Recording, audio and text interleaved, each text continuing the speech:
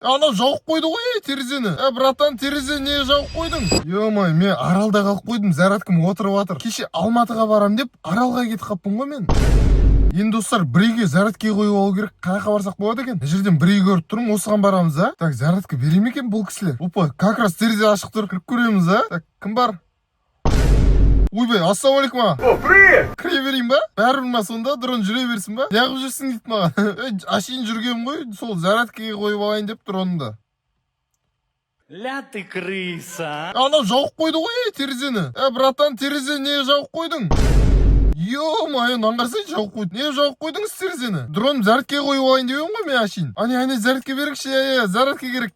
Зарядка керек аға. Қонайын, күте тұрыңыз, осында қонып жерейін. Абайлаңыз аға. Так, қойып отыр достар зарядка. Алды ма зарядка? Опа, алды, зарядка алды. Так, енді күте тұру керек сәл. 2 hours later. Маған дронды толтырып берді ғой зарядкасын, рахмет аға. Енді мына терезені ашып жіберсеңіз жақсы болатын еді. Қайқа жатыр? Давай, есіктен шығаршы. О, әдем.